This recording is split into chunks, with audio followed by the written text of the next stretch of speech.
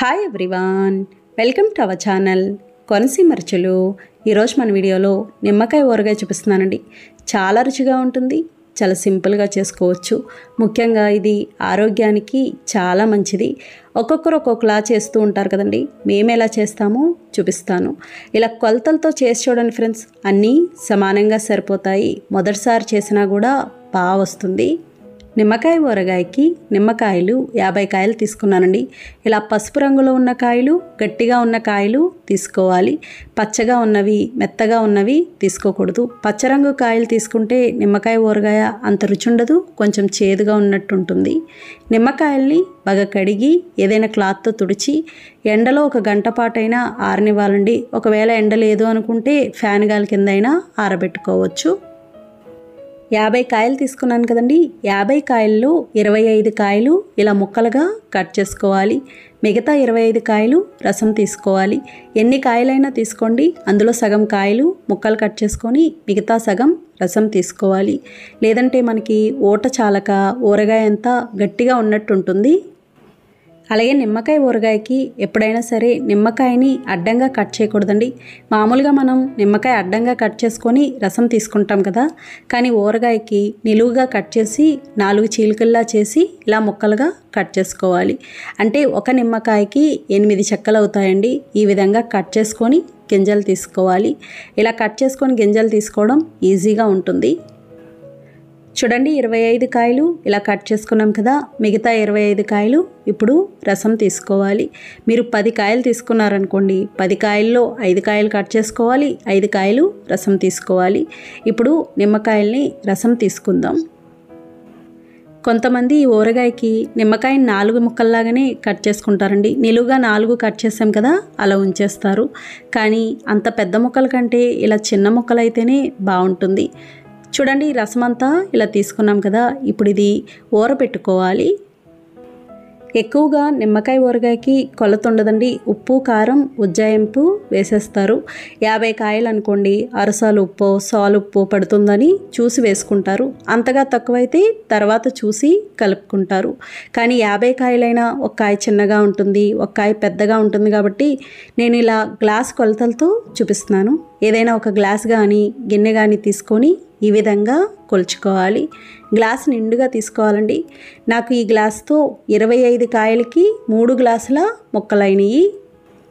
ముక్కలన్నీ ఇలా కొలుచుకున్నాక ఒక గిన్నెలోకి తీసుకోవాలి. ఇప్పుడు ఏ గ్లాస్తో అయితే ముక్కలు తీసుకున్నామో అదే గ్లాస్తో 1/2 గ్లాస్ ఉప్పు వేసుకోవాలి. 3 గ్లాసుల ముక్కలకి 1/2 గ్లాస్ కల్లుప్పు వేసుకుంటే సరిపోతుంది. అంతగా తక్కువైతే 2వ రోజో 3వ రోజో చూసి కలుపుకోవచ్చు. ఒక 1/2 స్పూన్ పసుపు వేసి కలుపుకోవాలి. కల్లుప్పే వేసుకోవాలండి, మెత్తటుప్పు వేసుకోకూడదు. చూడండి, ఇలా బాగా కలుపుకున్నాం కదా. ఇప్పుడు ఏదైనా ప్లాస్టిక్ డబ్బా కానీ గాజు సీసా కానీ జాడీలోకి కానీ ముక్కలు తీసుకోవాలి. ముక్కలన్నీ ఇలా తీసుకొని మనం రసం తీసి పెట్టుకున్నాం కదండి, నిమ్మరసం, ఆ రసం అంతా వేసేసుకోవాలి. ఇలా నిమ్మరసం వేసుకొని అవసరమైతే ఒకసారి కలిపి మూత పెట్టేసి 15 రోజుల నుంచి ఎన్ని రోజులైనా ఊరబెట్టుకోవచ్చండి. ఎన్నాళ్ళైనా ఉంటుంది, అస్సలు పాడవదు. నేనైతే మొత్తానికి 24 రోజులు ఊరబెట్టాను. 24 రోజుల తర్వాత ఊరగాయ కలిపానండి. కనీసం 10-15 రోజులు ఊరిన తర్వాత ఊరగాయ కలుపుకుంటే చాలా బాగుంటుందండి. ఈ లోపల కలుపుకుంటే మనకు అంత రుచి ఉండదు, చేదుగా ఉన్నట్టు ఉంటుంది. ఇది ఎంత ఊరితే అంత బాగుంటుంది. చూసారు కదా, ఆగస్టు 4న కలిపాను. ఇది 2వ రోజు అండి. 2వ రోజున మళ్ళీ ఒకసారి మూత తీసి పైకి కిందకి కలుపుకోవాలి. ఇలా కలుపుకొని రుచి చూసుకుంటారు. రుచి చూసుకొని ఉప్పు తగ్గితే ఉప్పు వేసుకోవచ్చు. మన నోటికి తెలుస్తుంది కదండి, ఉప్పగా తగలాలి. మీకు ఉప్పగా తగలలేదు, బాగా పుల్లగా ఉంది అనుకుంటే ఇంకొక 2 స్పూన్లు కానీ అలా ఉప్పు వేసి కలుపుకోవచ్చు. ఉప్పు తక్కువైతే బూజు వచ్చేస్తుందండి. ఊరబెట్టిన నాళ్ళు కూడా మధ్య మధ్యలో చూసుకుంటూ ఒకసారైనా కలుపుకుంటూ ఉండాలి. ఉప్పు చాలితే గనక మీకు ఏమాత్రం పాడవదు. చూడండి, ఇది 24 రోజులు ఊరబెట్టింది. 24 రోజుల తర్వాత ఈ విధంగా ఉంది.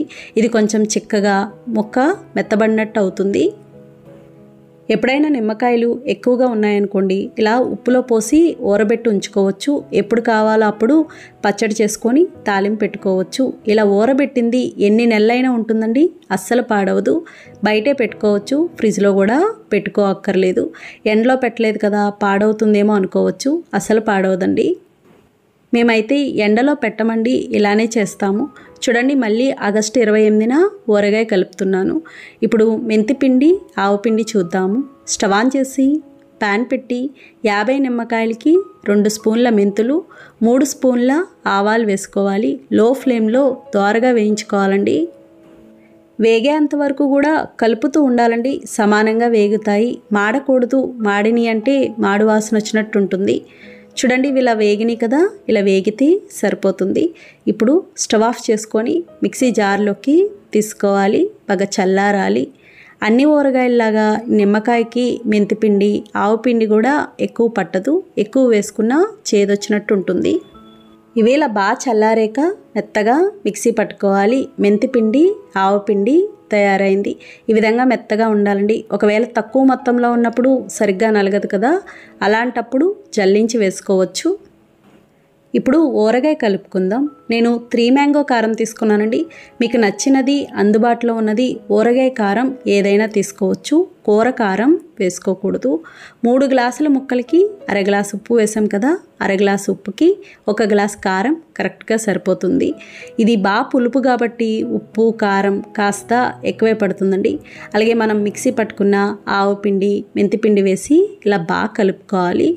గరిటెతో కంటే కూడా చేత్తో కలుపుకుంటే వీలుగా ఉంటుందండి. ఇలా బాగా కలుపుకొని ఇప్పుడు నూనె కాసి పోసుకోవాలి.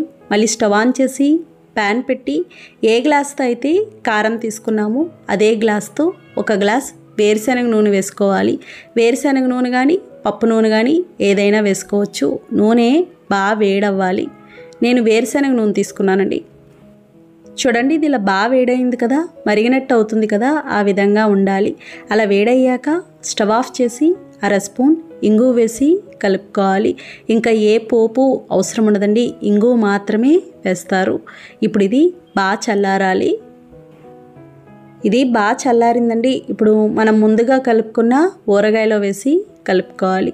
చూడండి, అంత నిమ్మరసం వేసుకున్నా కూడా ఎంత గట్టిగా ఉందో, అందుకని సగం కాయలకి సగం కాయల రసం వేస్తారు.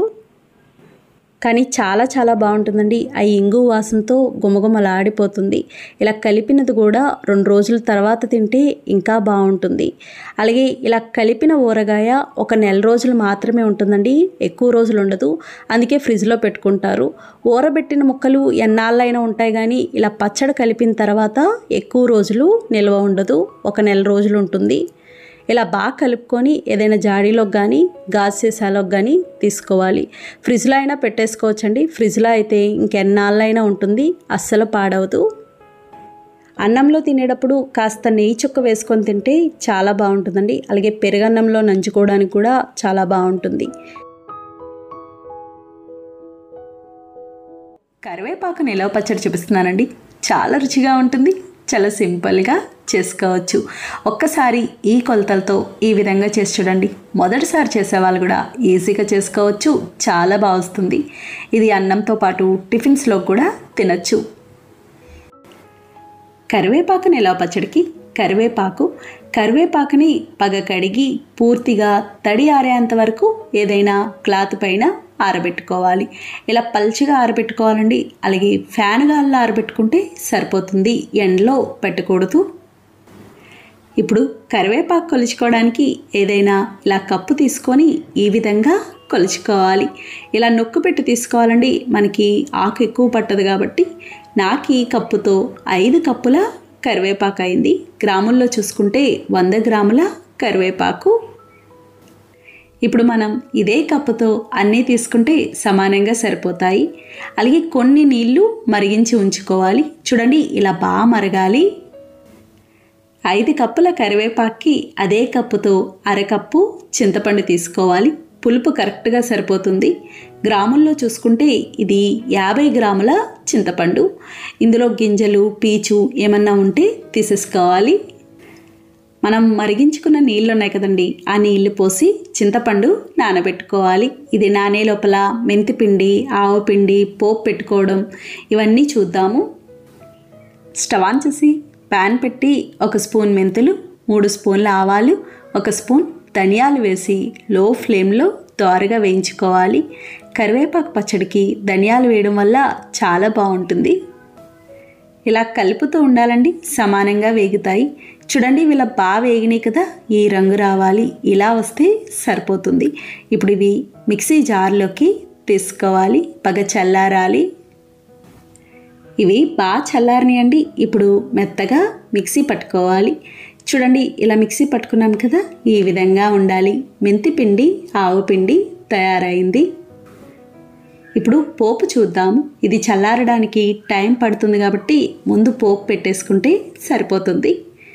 5 కప్పుల కరివేపాకి అదే కప్పుతో 1.25 కప్పుల వేరుశనగ నూనె తీసుకోవాలి. వేరుశనగ నూనె అయితే బాగుంటుంది. నూనె వేడయ్యాక స్పూనున్నర శనగపప్పు, స్పూనున్నర మినప్పప్పు, 1 స్పూన్ జీలకర్ర, 1 స్పూన్ ఆవాలు వేసి వేయించుకోవాలి.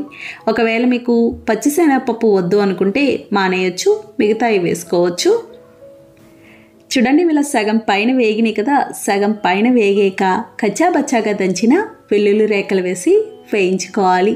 పెద్ద వెల్లుల్లిపాయ 1 తీసుకున్నాను. ఏ పోపుకైనా సరే అన్నీ ఒకేసారి వేసేయకూడదు. చూడండి వెల్లుల్లి కూడా ఇలా వేగింది కదా, ఇవి ఇలా వేగాక ఎండుమిర్చి ముక్కలు, ఎండుమిర్చి 7 కాయలు, కొద్దిగా కరివేపాకు, 1/2 స్పూన్ ఇంగు వేసి వేయించుకోవాలి. కరివేపాకు, ఎండుమిర్చి ఎప్పుడైనా సరే ఇలా చివర్లో వేసుకోవాలండి, అప్పుడు ఎండుమిర్చి మాడకుండా ఉంటుంది. చూడండి ఇలా వేగినాయి కదా, ఇప్పుడు స్టవ్ ఆఫ్ చేసుకోవాలి, బాగా చల్లారాలి. ఇప్పుడు కరివేపాకు వేయించుకుందాం. కరివేపాకు వేయించుకోవడానికి అదే కప్పుతో 1/2 కప్పు వేరుశనగ నూనె వేసుకోవాలి. అంటే కరివేపాకు వేయించుకోవడానికి సరిపడా వేసుకుంటే సరిపోతుంది. నూనె వేడయ్యాక కరివేపాకు వేసి మీడియం ఫ్లేమ్లో పచ్చివాసన పోయే వరకు వేయించుకోవాలి. ఇది వేగడానికి కాస్త టైం పడుతుంది. మధ్య మధ్యలో కలుపుతూ ఉండాలి, సమానంగా వేగుతుంది. చూడండి ఇది ఇలా వేగింది కదా, ఇలా వేగితే సరిపోతుంది. మనకు తెలుస్తుందండి, పట్టుకొని చూస్తే ఆకు కొంచెం క్రిస్పీగా ఉన్నట్టుంటుంది. ఈ విధంగా వేగాలి. ఇలా వేగాక స్టవ్ ఆఫ్ చేసుకోవాలి. అదే సరిగ్గా వేగలేదనుకోండి, మనం మిక్సీ పట్టేటప్పుడు మెత్తగా అవ్వదు.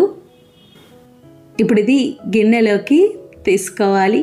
ఇప్పుడు అదే ప్యాన్లో మనం ముందుగా నానబెట్టుకున్న చింతపండు ఉంది కదండి, అదంతా వేసి మీడియం ఫ్లేమ్లో దగ్గర పడే వరకు ఉడికించుకోవాలి.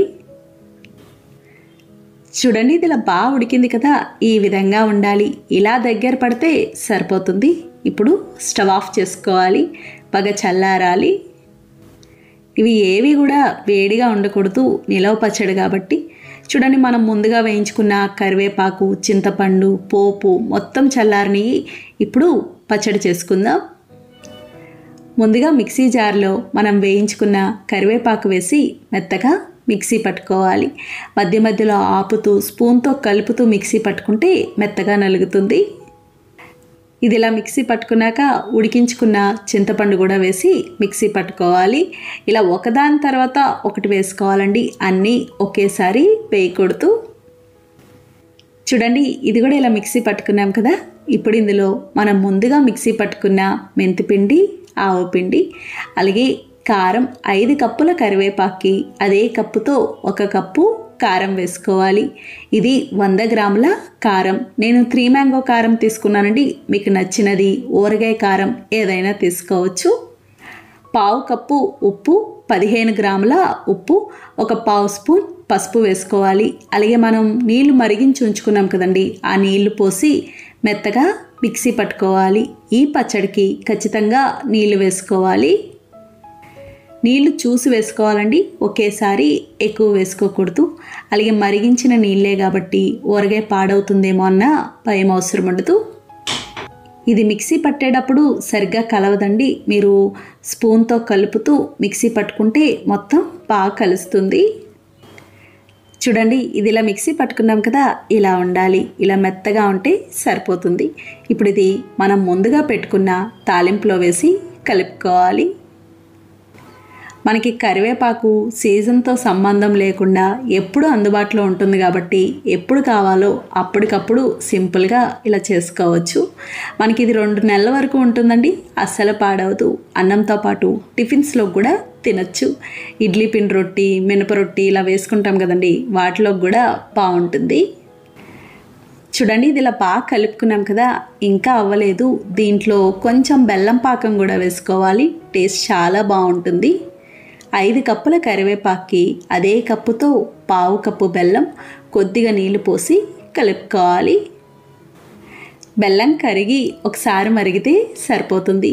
మీకు అస్సలు తీపి అనిపించదండి, బెల్లం వేసినట్టు కూడా తెలియదు. కాకపోతే ఇలా కొంచెం బెల్లం వేయడం వల్ల రుచి చాలా బాగుంటుంది. అదే బెల్లం వేయలేదనుకోండి మీకు అసలు రుచి ఉండదు.